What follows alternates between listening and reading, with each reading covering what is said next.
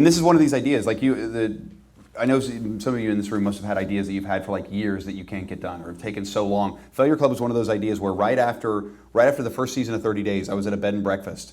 And I hate bed and breakfasts. Like they are the idea of like forced interaction at like a meal is like I hate the idea of that. And we were at this bed and breakfast, and it's like breakfast, and my girlfriend's like, we have to go eat breakfast. I was like, I don't want to go eat breakfast. She goes, we have to go downstairs and eat, or we don't get to eat. Like it's one of those things where if you didn't go down by 9:30, you didn't get fed. It's done. Yeah. It's gone. The old lady puts it all in the fridge, and she's like, no more breakfast. You know. And so I was like, fine, we'll go down to breakfast. And I said, I know what's gonna. I said somebody's gonna go down there, and they're gonna say, hey, you're that guy. And then it's like next thing you know, we're gonna be talking about this stuff. And she goes, come on. She goes, it's not gonna be like that. Let's go downstairs. So we go downstairs. We sit down. Nobody's there, which is great. And then one guy comes and sits down right across from us. Oh, and so we're there having breakfast, and like suddenly he looks at me and he goes,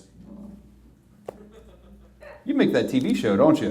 And I looked over at my girlfriend, and she was like, she's just ignoring me at this point because she doesn't know where the conversation is going to go. And he goes, my friends and I worked on this project that I've wanted to reach out to you to tell you about. And he proceeds to tell me this story about this thing that he and his friends did, where it was New Year's Eve, and there was they were all like 30 years old, and they were all talking about the things that they wanted to do with their lives but hadn't. The things that they really wanted to accomplish or go after but had been too afraid to, like run a marathon, write a book, start my own business. One girl's like, she's like, I'm 35 years old, my clock's ticking, I really want to have a baby. Like that was her, like here's the things that they wanted to do more than anything right now in the world. And they said, well, why don't we do that? Why don't we do these things? And so over the next year, they created the Failure Club, where the there were like a dozen of them, where the 12 of them helped one another go after these things that they'd been too afraid to go after ever. And over the course of the next year, like 7 of them, like 6 or 7 of them actually accomplished their goals. The ones that didn't, in the years that followed, managed to accomplish the goal and even more.